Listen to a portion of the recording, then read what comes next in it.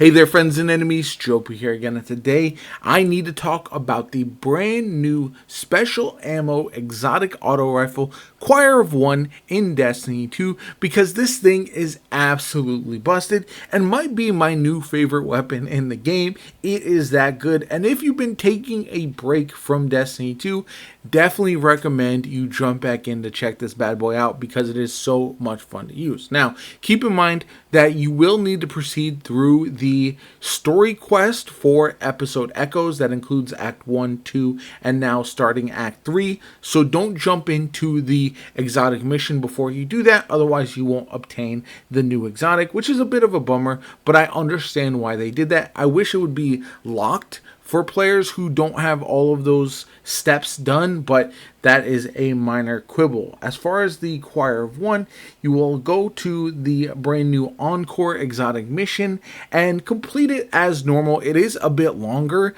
especially if you do it solo, but it is one that there is no time limit on, and you can absolutely do it solo or with a team if you have the time to take to just get it done. So that's very nice. I know there was a lot of controversy with Dual Destinies. I actually liked the fact that you had to do that as a team of 2, whereas this one you can do with any number of players, 1 to 3. So I do think that is a good thing, and a lot more people will be able to obtain the new exotic auto rifle. But this thing is insane. So let me talk about a few things before I also get into the catalysts as well, because those are going to make it even more busted in my opinion.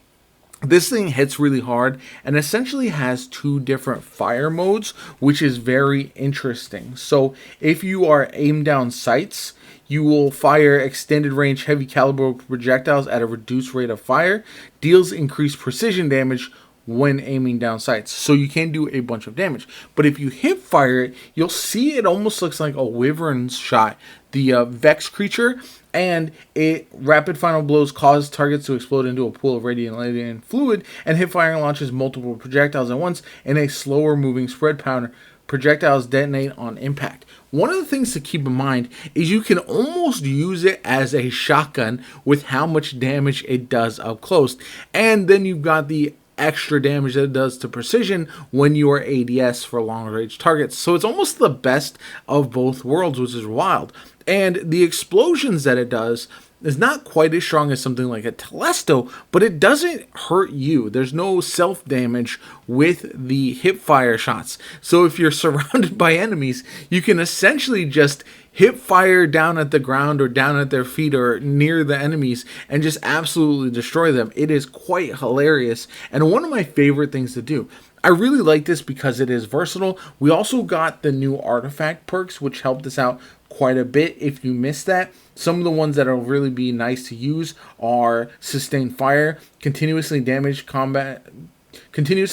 combatants with an auto rifle grants you damage resistance, so obviously that's super effective. And then also targeting autoloader. When you have an auto rifle equipped, defeating combatants reloads your equipped weapon and temporarily increases weapon damage as well. So both of those will be very, very effective. Awards bonus progress when dealing final blows while surrounded. So essentially, you will charge that up very quickly if you are using it almost as the shotgun and hip firing it. It does take a little bit of time to get used to doing both, but yeah, I highly recommend doing that and getting this as soon as possible because it just feels so great. Now, some things to keep in mind. This will have multiple command frames that you will have to essentially upgrade over the course of time. It is craftable as well, so you're going to want to do that. That's pretty standard, but it also has a catalyst that's available that will retrofit it with one of 3 perks. Those are Subsistence, Onslaught, and Destabilizing Rounds. Now, all of these are very good for PvE, especially the first one that's available now is Subsistence. You will essentially have to complete a side quest in order to get access to the Subsistence refit from Banshee.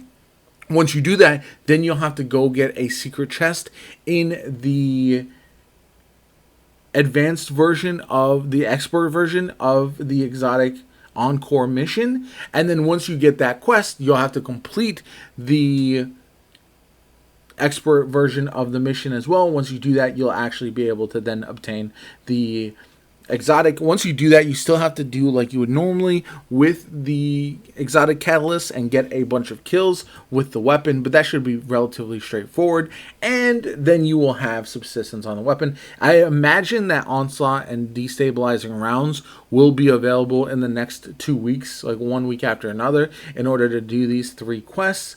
And I think there's a lot of very good options. Subsistence would be fantastic for this. Not as good this season with the targeting autoloader, but going forward it will be very nice. Onslaught will be fantastic if you are ADS with it, because it does have that slower rate of fire to do better DPS. You could maybe even toss on something like a Titan could run Actium War Rig with this and just probably put out some pretty wild damage with Onslaught, and then the fully auto reloading option as well there.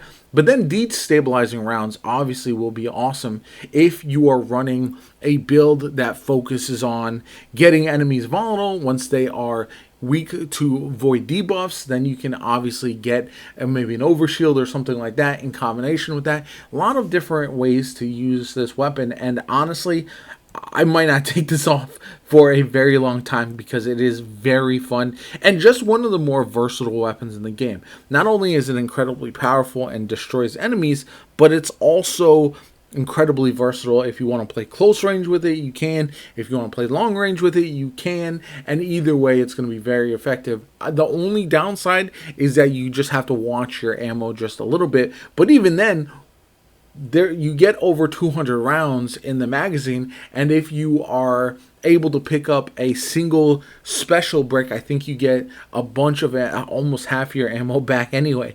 So as long as you're able to generate special ammo, it should be no problem whatsoever. This is a weapon you definitely need to be obtaining as soon as possible, in my opinion. I showed in a video yesterday my full run of the new exotic mission. In case you get lost there anywhere or just want to see the general paths to take or what to do at certain points, it's going to get a lot quicker. This is one that I think is relatively simple. I did it with one other player, but you can also do it solo and it won't take that much longer. It might just be a little bit more of a pain in the butt if one of you dies during the darkness areas, so that is something to keep in mind.